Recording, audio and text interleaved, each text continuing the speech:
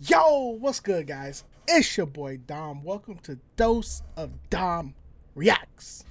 Told you guys, I'm back to your regularly scheduled programming for this reaction channel.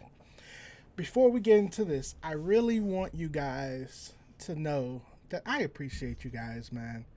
We have gained like 5 subscribers since I uploaded yesterday.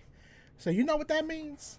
I know for a fact that we can hit 500 by the end of this year.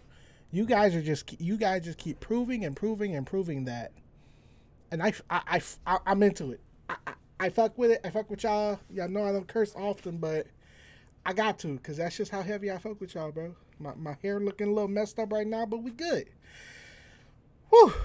That was a long one. By the way, video requests. Let me know what you want to see. I'm gonna go through all my comments today from all my past videos and see what videos I haven't done.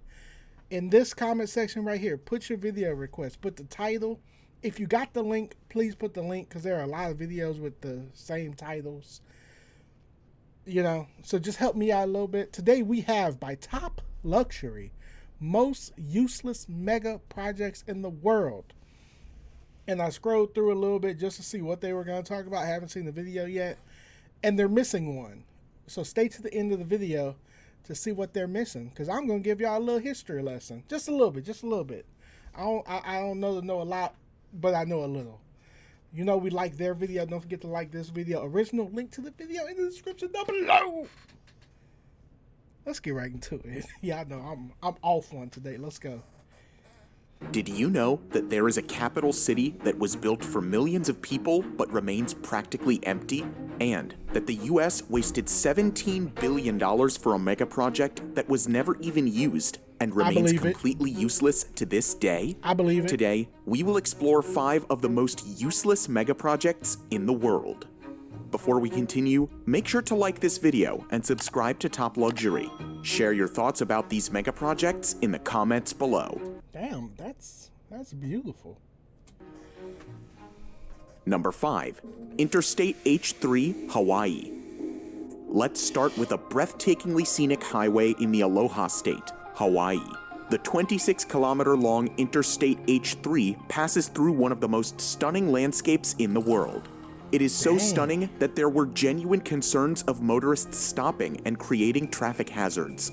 However, the highway is as controversial as it is beautiful. It was first proposed in 1960 with defense considerations in mind, as the highway would connect the Pearl Harbor Naval Base on the south side to the Marine Corps Air Station on the east coast. Okay. The announcement of its construction was immediately met with resistance from environmental groups, as well as native Hawaiians who were worried about the massive urbanization the project would bring. That's one thing I like about the people of Hawaii, the Hawaiians, native Hawaiians. They really care about their land. Like, while Hawaii is a part of the United States, their culture and the way they care about their land so much, we really need to take note. We really do, because those people love their land. Environmental laws of the time and a change of route to protect the surrounding valleys delayed the plans indefinitely.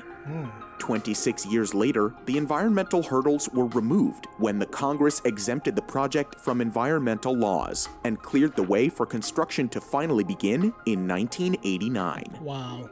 The highway was finally opened in 1997, almost 37 years after it was originally proposed. Wow. Interstate H3 is often considered an engineering marvel because of the difficult terrain it is built on and the advanced technologies used in its construction.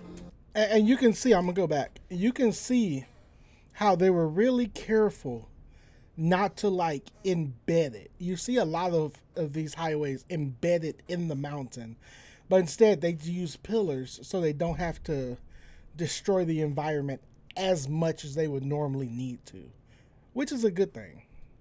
Terrain it is built on and the advanced technologies used in its construction. In addition to the numerous high-tech tunnels, the highway runs almost exclusively over viaducts to protect the local environment in the valleys below. Decades of decay, Route changes and newer but more expensive technologies meant that it was completed 5 times over the original estimated budget. Wow. The total cost of construction was $1.3 billion, which is about $50 million per kilometer, the most expensive cost per kilometer in the world. Despite the enormous budget, this beautiful highway isn't useful for everyone. Critics believe that it's a road to nowhere because the defense considerations of the 60s are no longer relevant, and the highway has no direct route to downtown Honolulu. Wow. Then there's the case of native Hawaiians, a majority of whom refuse to use the H3 to this day. They consider it to be cursed, as many religiously significant cultural sites were destroyed during its completion. Okay, that's not cool. That's not cool. That's not like you. Come on now, come on, America. That's not cool, man. Like destroying religious things, man. Come on, y'all gotta respect these people. Y'all gotta respect the land, bro. Y'all, they really do. The Interstate H3 highway is certainly an achievement as far as megaprojects go. However, for certain native groups, it remains useless. At least it isn't completely abandoned, like the next project on our list. Number 4, Ciudad Real Central Airport, Spain. You now own 1 square foot of land in Scotland. Spain is one of the prime travel destinations So in beautiful. Europe, and So beautiful, Spain. I need to get there, man. I need to get to Spain, man. It's that so was a key beautiful. consideration when the idea for the Ciudad Real Central Airport was conceived. It was tipped to be the go-to destination for holiday travelers within Spain, as well as international visitors. The vision for this new airport was to make it an alternative to the already heavily overcrowded main airport in Madrid. The new airport had one of the top 5 longest runways in Europe and could serve 2 million passengers a year. That's a relatively low number compared to Madrid's 70 million passenger capacity. Yeah. However, expansion plans were already in motion to boost the capacity up to 10 million annually. So, when it finally became operational in 2009, the $1.3 billion expense might have seemed justified. However, all these plans came to a grinding halt in 2012 when the company behind the project filed for bankruptcy. Wow. The problems began with the location of the project. While it was called the Central Airport, it wasn't central in any way, as it was located 200 kilometers away from Madrid. Bruh. This compounded problems as most of the passengers avoided traveling for hours to get to the remote location, and most big airlines preferred to carry out flight operations from the capital. So, within the first year of opening, the newly built airport was reduced to a single small-time airline. With no major airlines to attract passengers, the airport had accumulated a $350 million debt by 2012. Like that just doesn't make any sense. Like, why would you put an airport?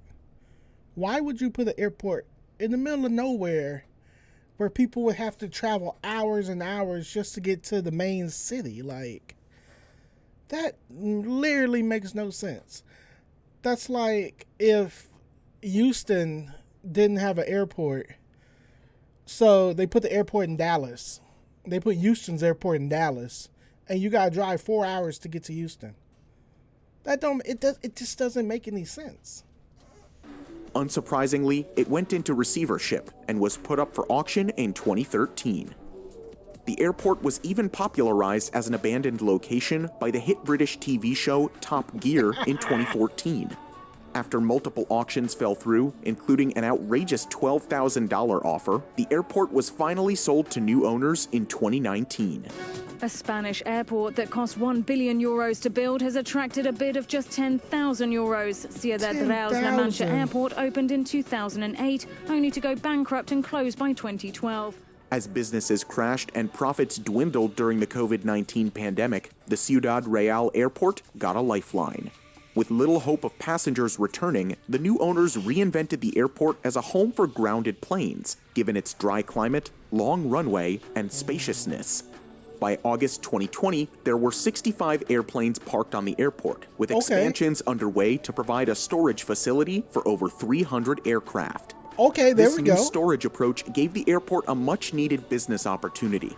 However, all the stored planes will eventually be gone once the pandemic is finally over and the return of normal flight operations remains elusive. I mean, but at least at that point, yeah, it's a waste of money, but the people that bought it, I'm pretty sure they're making a profit now. If you only paid 10,000 euros for it, you have to charge those airlines money to dock their planes there. So at least for the time being, at least it's somewhat useful, and at least you're making somewhat of a profit. Still a big waste, bro. Like, golly. This billion-dollar megaproject remains effectively useless for passengers around the world. Number 3. Naypyidaw, Myanmar. Next up is another megaproject that made it to Top Gear. Unfortunately, this isn't just a remote airport. It's the capital of Myanmar.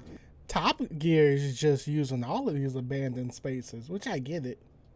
A new capital that was built from scratch. Wow. Myanmar's former military leadership started building a new capital in secret in 2002. The shifting of a country's capital isn't unheard of, as many countries, including Brazil, Egypt, and Pakistan, have done so in the past. In November 2005, Myanmar's leader announced his decision to the public, but he kept the name of a new capital a secret. It was 4 months later when he finally revealed the name, Naypyidaw, which literally means the king's residence. The reason for this sudden shift of capital wasn't clear. Some speculated that the military leadership was fearful of an attack from the sea, while others thought it was shifted on the advice of astrologers. However, a lot of it had to do with the former capital, Yangon. Yangon is home to 7 million people, and the city is said to have reached its infrastructural limits, and its population is set to double by 2050. So basically, he was just trying to get about that city, basically. That's basically what he's saying. It's the king's residence, and he don't want to be around all them people. That's basically what it sounds like to me. Moreover, the coastal city was established as the capital during British rule to benefit the British Navy. So it made sense for Myanmar to shift the capital to a more central location. Okay. The new project was built swiftly, and to this date, the successive governments have poured $4 billion into the city. Naypyidaw seemingly has everything to attract visitors. A 20-lane highway, over 100 luxury hotels divided into 3 hotel districts, golf courses, museums, and even a 99-meter-tall replica of a landmark originally situated in Yangon. But there's one essential component that remains missing. People. People. There's no one there. The population. That is looks eerily similar of what I'm going to show y'all at the end of the video. The new capital is home to less than 1 million residents, most of which reside in the suburbs that were present even before the city became the capital. Wow. But why does no one want to live there? A lingering gap in health facilities, lack of quality educational institutes, and economic opportunities mean that most of the population is reluctant to make the city a permanent home. Wow. So the city often paints the picture of a deserted place and is often referred to as a ghost town. The incredible 20-lane highway is practically empty. Traffic congestion is unheard of, and at times, a single automobile is caught drifting along the tremendous road. The city has an airport that can handle 3.5 million passengers every year, but on a busy day, a dozen people will actually use it. Beautiful airport, beautiful city. You gotta put jobs. Like, how do you expect people to feel comfortable moving there if you ain't got no jobs there? Like, some of these governments just don't use their head. Unless, like I said earlier, they probably did on purpose because they don't want people, they don't want to be around all those people. They probably did it on purpose. The shopping malls are visited only by the diplomatic staff on weekends, while the hotel lobbies are mostly empty. Despite the apparent barrenness, there's a silver lining for the royal capital. It's built as a city of the future, and with the exploding population, Naypyidaw still has time for an inevitable redemption. For now, it's arguably the world's strangest capital, and remains useless for much of the country's population. Number 2. Forest City, Malaysia. Oh, I've been waiting to see this. What am I looking at? I've been waiting to see that Some Forest people City. like a soft mattress, right? I do. But some people prefer... We talked of an apparent ghost city, and next on our list is a green futuristic smart city that would rise from reclaimed land on 4 artificial islands and will be built around an artificial forest ecosystem. That is beautiful. I bet you same thing. No one lives there.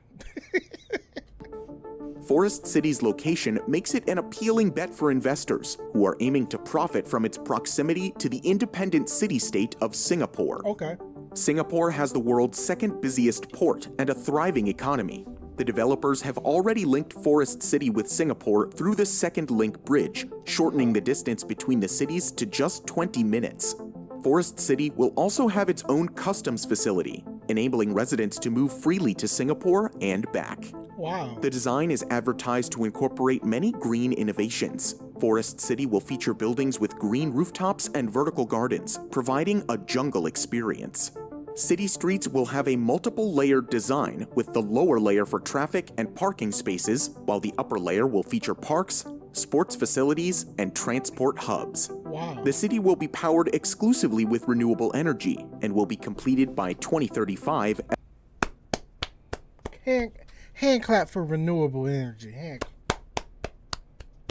Now I want to see why it's useless.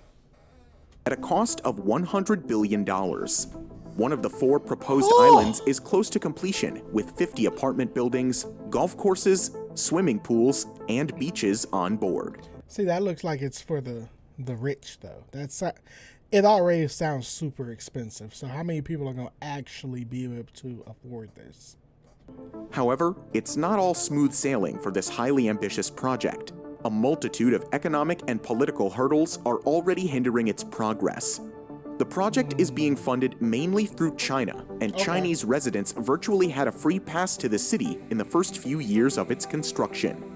As a consequence, wealthy Chinese investors who couldn't afford the soaring prices of apartments in their own country rushed to Forest City. Okay. By 2019, 80% of the property owners were Chinese. Even the street signs were in Mandarin, and the few schools that opened in the area were offering Mandarin courses. Wow. The native Malaysians simply can't afford to buy these apartments as property prices are set with only the Chinese markets in mind. This influx of Chinese investors caused a public outcry, with opponents of the project calling it a new form of colonialism. So, after a change of leadership, the returning Prime Minister Mahathir Mohamad banned foreigners from owning property in the Forest City. Oh, this is deep. Wow. Okay. Now makes sense. Okay. Wow. That got really deep. We're gonna rewind. I know it's a long video. I gotta hear that again. That is wow. That's deep. Are set with only the Chinese markets in mind. This influx of Chinese investors caused a public outcry, with opponents of the project calling it a new form of colonialism. Damn. So, after a change of leadership, the returning Prime Minister Mahathir Mohamad banned foreigners from owning property in the Forest City. Wow. Many foreigners started leaving the city, and new investors were discouraged. The next major setback came in the form of the pandemic and the worldwide travel bans. Malaysia's movement control order meant that no new investors could move in. Lots of existing investors opted out of the project due to the uncertainty. So, by the start of 2020, less than 500 people were actually living in the residential developments, which is not a lot, considering that Forest City is designed for 700,000 people. The project has remained in flux ever since, with some salespeople claiming that fewer than 10 homes were sold at Forest City since the start of the coronavirus pandemic. I mean, but to be fair, if Malaysia wants to, they can make that a big tourist destination. Like, they can just, like, all of those could be rental properties. I know that wasn't their intent, but that can be, all of these can be rental properties. And return on investment could be amazingly astounding. Like, I'm sure if they made that into rental properties, everything, that could really help. But that's just coming from my view, because I know I want to visit already. And look, they got a cruise ship in the back over here, like give you a little cruise port somewhere over here, a little port on the side over here, man. Come, Money coming in, money coming in, money coming in, baby. Moreover, Country Garden laid off more than 1,000 of its Malaysian workers in the past year, signaling the epic downturn in the project's fortunes. Forest City was probably too ambitious to begin with, too futuristic to truly achieve, and too politically challenged to succeed anytime soon. It's safe to assume that despite the billions invested, Forest City is currently a useless megaproject. Wow. Number 1. Yucca Mountain Nuclear Waste Repository. Okay. We'll conclude this list with a megaproject that was planned in view of a sensitive global issue. Nuclear waste isn't talked about as much as other environmental problems. However, if not stored properly, it can be deadlier than anything ever witnessed since the advent of civilization. As of now, nuclear waste is stored above ground, near the power plants where it comes from. However, the scientific community agrees that the safest, permanent disposal solution is to store this hazardous waste deep underground. Okay. In the 1980s, US authorities set about finding a permanent solution to this growing waste problem. In 1987, Yucca Mountain in Nevada was identified as the best available option. It was close to the USA's most used nuclear testing site and was away from any population centers. The plan was to deposit the waste from all over the country in a tunnel complex about 300 meters under Yucca Mountain. In addition to the isolated location, Yucca Mountain is made up of volcanic ash formed millions of years ago. It allows the Yucca Mountain to absorb any radioactive waste without crumbling or cracking. Oh, wow. Yucca Mountain seemed like a great location for a repository on paper, but Nevadans were having none of it. The United States has over 100 operational and closed nuclear reactor sites in 34 states, but none of them were in Nevada. So, the congressional representatives and the general public vigorously opposed the idea of being the only nuclear dumping site in the whole country. Wow. Furthermore, question marks were raised over the official hydrological and geological surveys of the Yucca Mountain. Opponents believed that the site was unsuitable for a repository, as it runs the risk of contaminating a nearby water source. The water source flows into Amargosa Valley and is used by Native Americans who have lived in the area for centuries. Despite the opposition, the project won approval in 2002, and the Department of Energy resumed construction. However, Nevada's opposition only grew stronger. They contended that routine exposures during the transition will stigmatize Nevada's residents and affect tourism in the state. For the opposition, the only reason Nevada was getting the repository was because of its lower population and smaller representation in Congress. By the time Barack Obama took office, the whole project had become highly politicized, and in 2010, the Obama administration deemed the project unworkable and stopped funding it. Wow. 3 years later, a federal court ordered its resumption again, but there has been little progress since. The Biden administration has clearly stated that Yucca Mountain isn't a part of the country's plans anymore. Nevada seems to have won the battle after 4 decades. Decades of planning, legal troubles, and over $17 billion have gone into the Yucca Mountain project. But after all is said and done, it has never been used and remains a useless megaproject. Wow. So, what do you think about these megaprojects? Do you think that any of these have a shot at being useful in the future? All right. I'm going to say right now, it shouldn't have been number one. I'm going to tell you what should have been number one. Are you ready for Dom's history lesson? Ryugyong Hotel in North Korea. One of the biggest, the world's largest hotel, I believe. Ryugyong in North Korea. Now let's get some information on this. It is unfinished, 105-story, 330 meters tall. Now, this building has not been used ever. It was supposed to have casinos, nightclubs, Japanese lounges, and let's see. Let's learn some more about this. They hope for $230 million in foreign investments. It was scheduled to open in 1992 for President Kim Il Song. It stopped in 1992, looking like this. And I mean, let's see how much money they used. It resumed in 2008 after 16 years of activity. 16 years of activity. It had entered into a $400 million deal with North Korea to build and run a 3G cellular network communication that is not directly related to the Ryugyong Hotel. Cancellation in 2012. Like, come on now. Like, they have been trying to build this hotel for years for tourism, even though most people in the world aren't even allowed to go to North Korea. And the city that it's in is literally almost a ghost town unless you work for the government or you're trying to visit, which is almost impossible to visit. So now what they do with this hotel is, right here, 2018, they put large LEDs on there for all of their like parades and to show off at night. So basically, they built this whole hotel just to deface it with LEDs. Now, to me, that sounds like one of the most useless projects ever. Like, it just doesn't make any sense at all. And that's your history lesson.